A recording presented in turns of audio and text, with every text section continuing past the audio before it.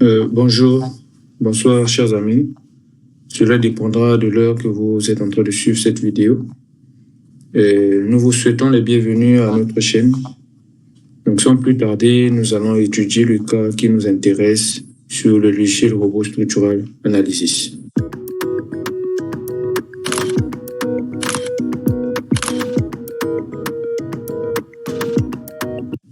Et donc, chers amis, je fais cette vidéo, c'est pour répondre à la question posée par un collègue à propos des poutres croisées, des poutres d'intersection sur le robot structural Analysis. Eh bien, je pense que au travers de cette vidéo, certains vont se retrouver.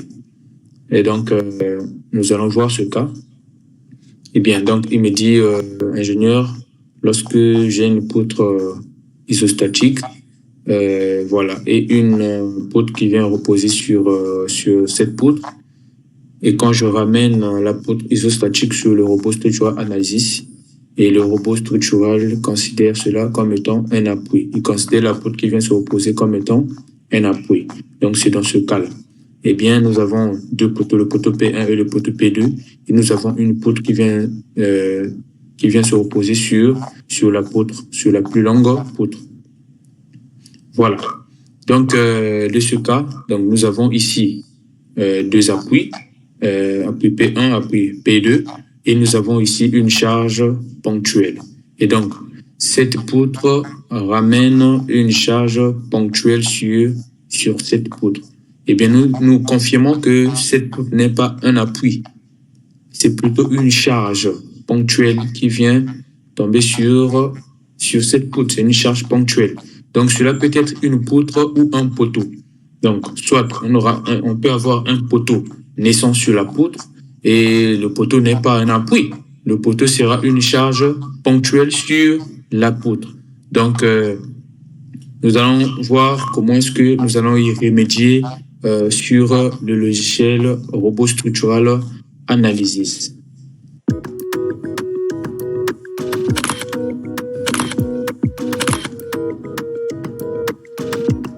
Voici sur l'interface de robot structural Analysis devant une structure modélisée et chargée. Et donc, après cela, on fait la descente de charge et passer au calcul de nos éléments. Et voilà, donc, chers amis, avant toujours de calculer nos éléments, on doit toujours avoir un sens d'analyse. Donc, il faudrait vérifier, analyser notre structure, analyser les éléments que nous allons calculer pour avoir des vrais résultats. Et donc, pour répondre à la question posée par notre frère, nous allons considérer un cas. Eh bien, de cette structure, nous allons considérer cette configuration. Donc, nous avons une poutre isostatique, une poutre qui se repose sur deux appuis, une poutre qui se repose sur deux appuis, c'est-à-dire nous avons P1 et P2 ici. Et de cette configuration, nous avons les poutres qui viennent se reposer sur cette poutre isostatique. Et donc, ces poutres-là, ce ne sont pas des appuis au niveau de cette poutre, mais ce sont plutôt les charges ponctuelles. Donc, ces poutres-là ramènent des charges ponctuelles sur cette poutre. Et de ce fait, on pouvait aussi avoir un cas des poteaux. Donc, de ce nœud-là, il pouvait être un poteau qui est là, mais ce poteau ne sera pas considéré comme étant un appui, mais plutôt une charge ponctuelle. Et donc, pour confirmer et pour vérifier ce que a dit notre frère, nous allons ramener cet élément au frayage pour calculer et voir exactement quelle configuration nous allons rencontrer. Et donc, pour ce faire, nous venons dans dimensionnement, frayage, élément BA. Ou encore, on vient, voilà, à la raccourci rapide, on clique et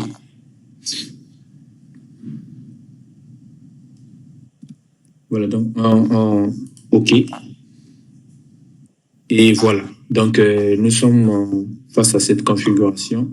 Eh bien, nous confirmons ce que a dit notre frère et qu'en ramenant une poutre isostatique où il y a des poutres qui viennent se reposer sur cette poutre.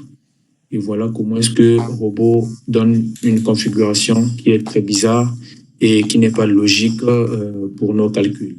Eh bien, il considère les poutres qui viennent se reposer comme étant des appuis. Donc, ce qui n'est pas bien pour nos résultats.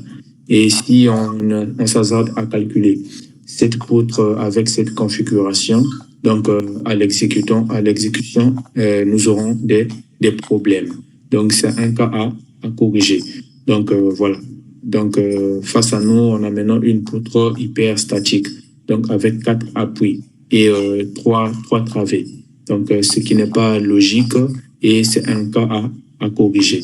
Donc, ne vous hasardez pas à calculer une telle poutre avec une telle configuration. Donc, nous revenons. Voilà, et nous reprenons notre poutre. Donc, on revient sur ferraillage réel et le MOBEA.